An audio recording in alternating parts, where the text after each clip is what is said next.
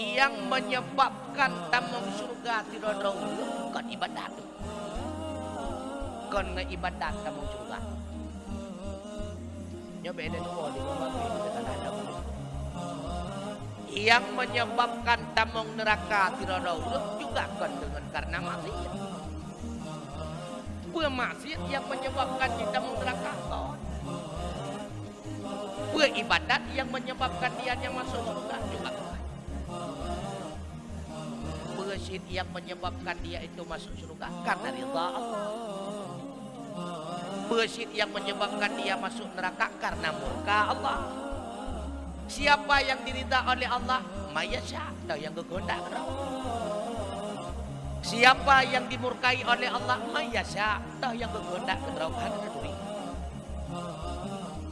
Mat kebuat tidak ibadat. Ibadatnya ke syarat, ke jalan untuk merubah ridha.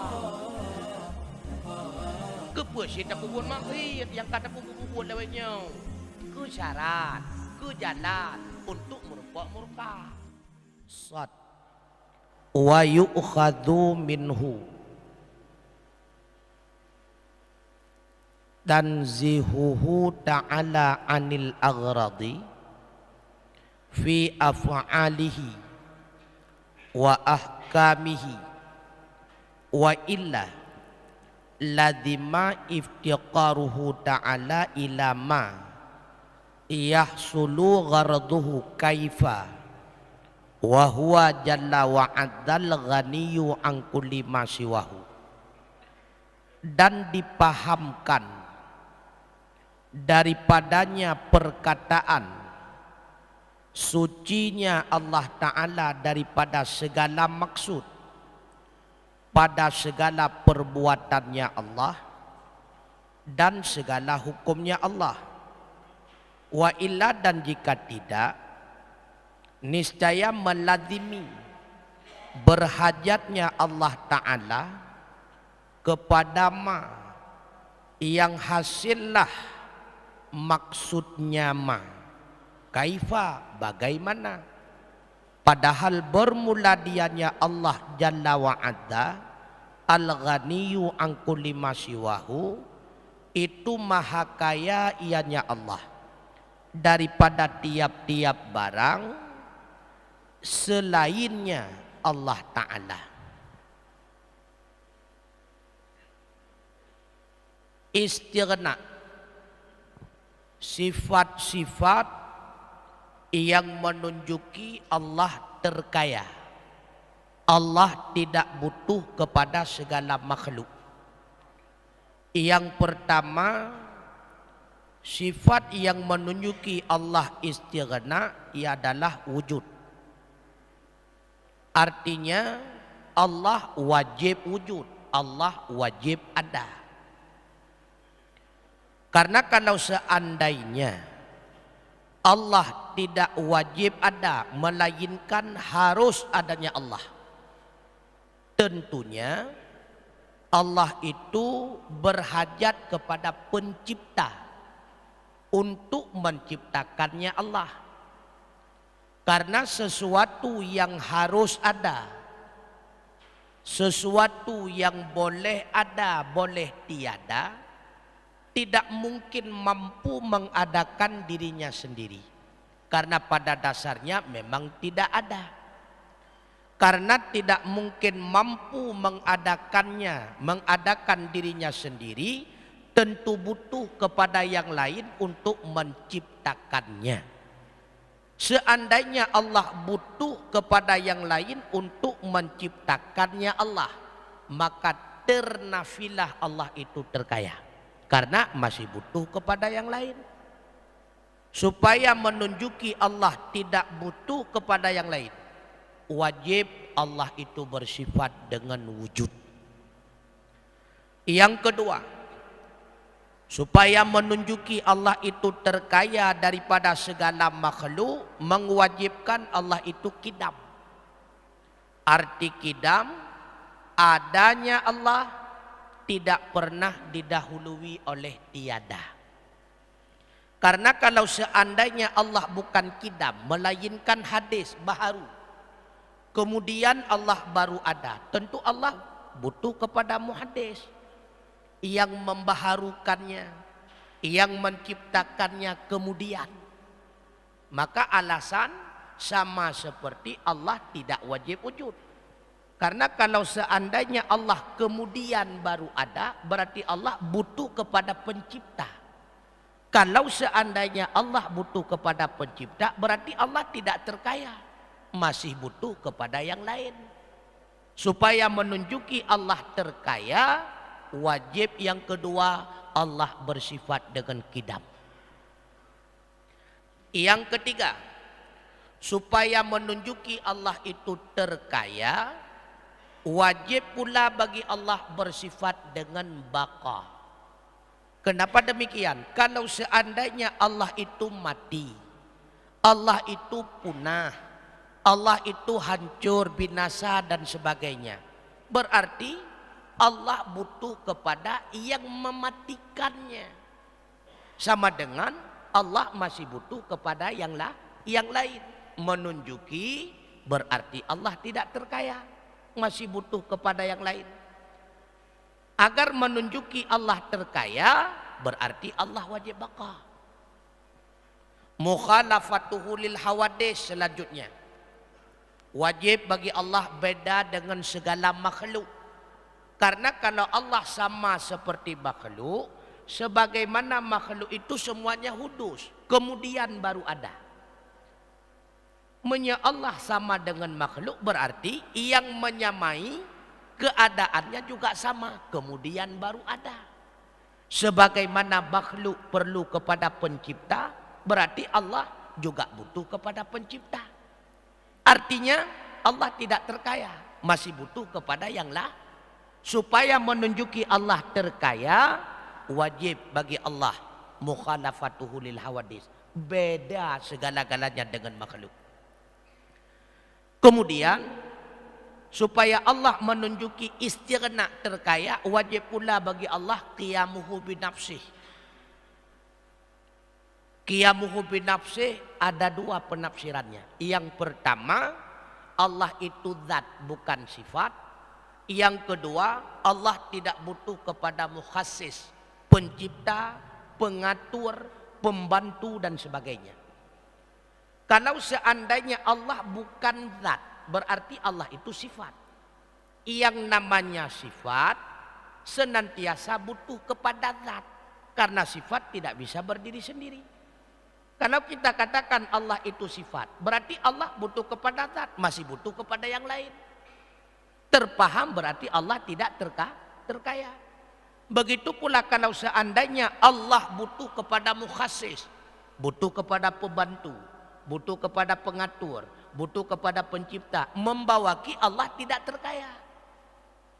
Maka wajib bagi Allah qiyamuhu binafsih, supaya menunjuki Allah itu terkaya. Selanjutnya, supaya menunjuki Allah itu istighna, wajib bagi Allah sama. Wajib bagi Allah basar. Wajib bagi Allah kalam. Dan wajib pula bagi Allah yang melazimi bagi sama, sami'un. Yang melazimi bagi basar, basirun. Yang melazimi bagi kalam, mutakallimun. Keenam ini wajib. Karena kalau seandainya Allah tidak sama, berarti Allah itu tuli. Tuli itu kekurangan. Setiap yang memiliki kekurangan pasti butuh kepada bantuan yang lain untuk menutupi kekurangannya. Begitu pula kalau Allah tidak basar berarti buta. Kalau Allah tidak kalam berarti bisu. Setiap yang memiliki kekurangan pasti butuh kepada yang lain untuk menghilangkan ataupun menutupi kekurangannya. Artinya Allah tidak kaya. Supaya menunjuki Allah kaya, Allah wajib sama. Tidak boleh Allah itu tuli. Allah wajib basar, tidak boleh Allah itu buta. Allah wajib kalam, tidak boleh Allah itu bisu. Kemudian, untuk menunjuki Allah itu terkaya, selanjutnya wajib dirinya Allah itu suci daripada segala maksud pada segala perbuatannya Allah dan pada segala hukumnya Allah. Wa illa, dan jika tidak, niscaya melazimilah berhajatnya Allah Ta'ala kepada ma yang hasillah maksudnya ma. Bagaimana? Padahal bermula dianya Allah Jalla wa'ala ghaniyun an kulli ma siwahu. Supaya menunjuki Allah itu istighna, tidak butuh sedikit pun kepada yang lain, maka wajib pula bagi Allah segala perbuatannya, segala ketetapan hukumnya, tidak sedikit pun Allah ambil manfaat. Menyananecok faedah, menyananecok manfaat li Allah Ta'ala atas segala buat, berarti Allah belum kaya, belum sempurna, mantang butuh kepada yang lain. Menya Allah nanecok manfaat atau faedah daripada ketetapan hukum, wajib, haram, makruh, ibahah dan sebagainya, berarti Allah belum kaya, mantang mengambil manfaat dengan penetapan hukumnya. Supaya menunjuki Allah istighna, terkaya, apapun yang dilakukan oleh Allah tidak sedikit pun membawa manfaat ataupun faedah kepada dirinya Allah. Apapun ketetapan hukum yang telah ditetapkan oleh Allah tidak sedikit pun kembali manfaat ataupun faedah kepada dirinya Allah. Karenanya di dalam syarah Syed hadza mimma yandariju tahta mukhalafatihi ta'ala lil hawadisil ladzi istalzamahu istighna'uhu jalla wa azza an kulli ma siwahu wa huwa annahu la gharda lahu fi fi'lin minal af'ali wa la hukmin minal ahkamil khamsati wa hiyal ijabu wan nadbu wat tahrimu wal kirahatu wal ibahatu wal ghardul ladzi tanzihullahu ta'ala anhu ibaratun an wujudi ba'ithin yab'atsuhu ta'ala ala ijadi fi'lin minal af'ali au ala hukumin minal ahkami syar'iyyati min mura'atin maslahatin ta'udu alaiha au ala khalqihi. Bermula ini itu sebahagian daripada barang yang masuk ia di bawah kata-kata mukhalafatuhu lil hawadis. Mukhalafah lil hawadis alladzi yang melazimi akannya oleh terkayanya Allah Jalla wa'ala daripada tiap-tiap ma selainnya Allah. Dan bermula dianya itu bahwa sungguhnya Allah hana jenih maksud baginya Allah pada perbuatan daripada segala perbuatan, dan pada satu hukum daripada segala hukum yang lima. Dan bermula dianya hukum yang lima itu wajib dan sunnah dan haram dan makruh dan ibahah. Dan bermula maksud alladzi yang sucinya Allah Ta'ala daripadanya maksud itu ibarat daripada terdapat pembangkit semangat yang membaiskan ia akannya Allah Ta'ala di atas menjadikan satu perbuatan daripada segala perbuatan, atau di atas menjadikan satu hukum daripada segala hukum syar'iyah. Pandai pembais tersebut daripada memelihara satu kemaslahatan yang kembali ianya maslahah atasnya Allah atau di atas makhluknya Allah. Maka bersihnya Allah daripada satu tujuan, daripada maksud tertentu, daripada manfaat tertentu atas segala perbuatannya Allah dan penetapan hukumnya Allah, itu masuk di bawah daripada mukhalafatuhu lil hawadis. Berbeda Allah dengan makhluk. Semuanya berbeda. Termasuk dalam berbuat. Legetanya manusia, watia tapu buat sesuatu tengku, nyan tapi pikir-pikir le manfaat putra daripada buat. Allah namenan watia kepu buat hana, karena Allah tidak mengambil manfaat daripada perbuatannya.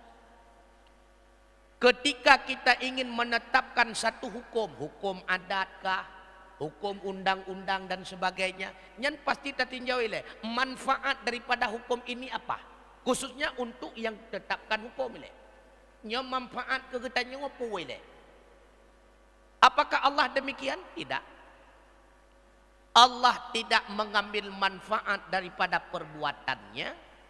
Allah tidak mengambil manfaat daripada setiap penetapan hukumnya. Allah menetapkan ini wajib, ini haram, ini makruh, ini mubah. Apakah Allah mengambil faedah daripada hukum tersebut? Tidak.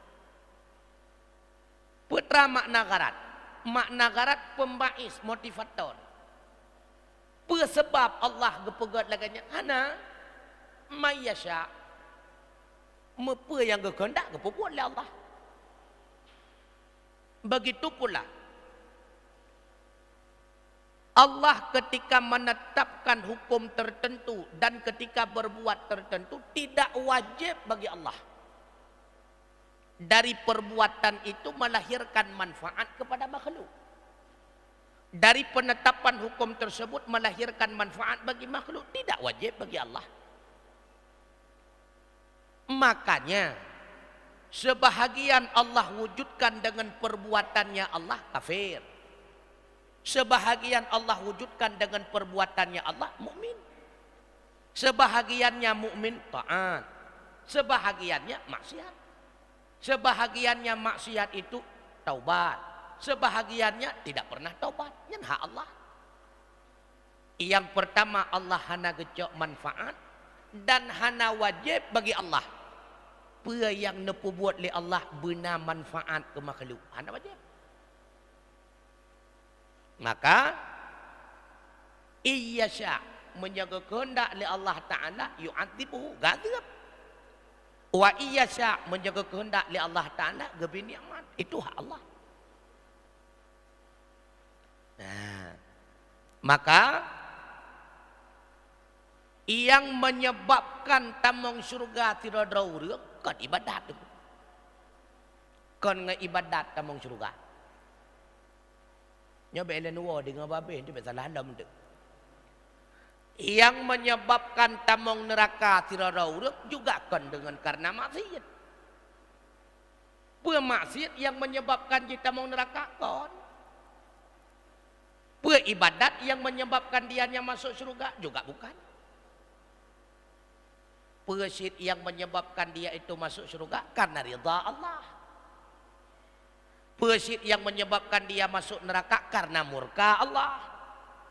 Siapa yang diridha oleh Allah? Mayasya, tahu yang kehendak kedawa. Siapa yang dimurkai oleh Allah? Mayasya, tahu yang kehendak kedawa. Hana duri. Man kepesit ibadat.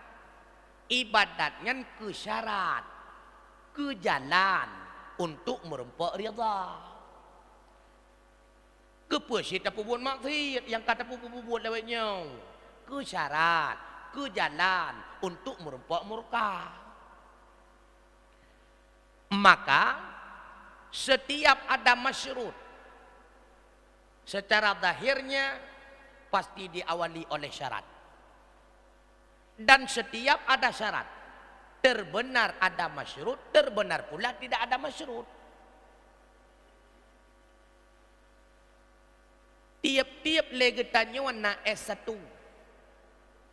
yang perlu kuliah. S1 masyurut. Han merupakan ijazah S1 menyahana ada kuliah. Maka kuliahnya syarat. Ke syarat merupakan S1 kuliah. Ijazah S1 karena yang mesti benar syarat na kuliah dasar. Tapi tiap-tiap na syarat kali aku kuliah dalam tentang merempak S1 pakon mungkin batengah DU. Tiap-tiap na syarat dalam tentang nama syurut. Golem tentu hana. Tiap-tiap nama syurut yang mesti diawali oleh syarat. Setiap kana anu yang mesti benar syarat, bermutapat yang ngemak. Tiap-tiap kamu tapat yang ngemak, terbenar nanu, terbenar hana. Tiap-tiap asal syurga yang mendurun ta'an dalam. Tapi tiap-tiap kataan golem tentu asal syurga. Tiap-tiap asal neraka mendurun maksiat dalam. Tapi tiap-tiap maksiat golem pasti asal neraka. Karena pakon ibadat bukan untuk syurga, maksiat bukan untuk neraka. Tapi ibadat untuk Allah. Ma khalaqtul jinna wal insa illa liya'budun. Tujuan getanya udep idonya pehamba draw ke Allah Ta'ala. Kon ke syurga kon. Karena kon ke syurga, maka menyegebi ka kegebi, hana gebi ka hana. Tapi be'u hati. Allah kali menjanji, menyebit kata taat lunbi jahina be'u. Karena innallaha la yukhliful mi'an. Allah hanggi ingkar janji. Nyole kita nyot tengah tamurno hakikat dile. Na wajib bagi Allah gebi syurga wa urang kataan. Ana wajib. Na wajib bagi Allah gebi neraka wa urang ka maksiat. Ana wajib. Menyawajib berarti Allah terpaksa. Kalau Allah terpaksa berarti ada yang mampu memaksa. Kalau ada yang mampu memaksa, sama dengan Allah itu memiliki kekurangan. Kekurangan baginya Allah itu mustahil. Karena Allah itu istighna, maha kaya. Karena Allah nak kekurangan pasti butuh kepada yang lain. Untuk membantunya menghilangkan kekurangan tersebut. Maka dihanjutna Allah kekurangan. Ya. Maka menyertai ibadat tujuan ke syurga dan Tuhan mentemeng syurga. Tapi menyertai ibadat tujuan ke Allah gebi syurga. Nyata kan? Karena ketika kita berbuat taat kepada Allah, dalam bahasa lain kita berbuat perbuatan yang menyenangkan Allah, pasti Allah akan senang kepada kita. Ketika Allah senang kepada kita manusia, pasti orang yang disenangi Allah tentunya tidak akan ditempatkan pada tempat yang penuh dengan musibah, yang penuh dengan azab. Pasti pada tempat yang penuh dengan kesenangan, pada tempat yang penuh dengan kenikmatan. Itulah surga. Maka ibadat pun senang Allah, baik pun senang surga. Ya, karena masuk surga karena ridha Allah, dapat ridha karena melalui ibadah. Getanyo merempok jajan ba urang ci. Jajinong hanali jamun. Geblo baje le urang ci. Geblo getangan le urang ci. Pua ke gara-gara tatim taat, tatim patih pua yang pegah kon. Menyalagannya berarti anu yang memengkang hana geblau sapu geblau laga. Pakan citna yang anu membangkang geblau getangen cit sama lagi adik yang semati. Ke anu yang membangkang geblau bajau raya cit sama adik lagi semati. Pakan karena kasih sayang ayah kepada anu. Kon karena taat dan semati anu kon. Cuma taat dan sematih anu kegetannya ayah nyan ke syarat merumpok kasih sayang ayah nyan tagai puke ahwate legetannya hana taat ke ayah hana sematih ke ayah han merumpok kasih sayang nyan ha ayah karena ayah yang milik getannya secara lahir. Begitu pula Allah ke jalan legetannya merumpok ridha Allah. Ridha Allah itu kunci syurga. Itulah dengan taat kepada Allah, jangan maksiat kepada Allah. Ketika si manusia itu tidak taat bahkan maksiat kepada Allah, apakah dia itu tidak akan mendapatkan ridha Allah? Itu hak Allah. Karena semua manusia memang milik Allah. Ya, nyo ke dasar tengku. Hanjetakeun ku urang maksiat kah atau neraka? Karena menurut keyakinan kita ahli sunnah, orang yang taat mati di dalam taatnya surga. Orang yang maksiat mati di dalam maksiatnya itu terserah kepada hak Allah Ta'ala. Kamu paham nunggu? Etno wilayah putrana pertanyaan.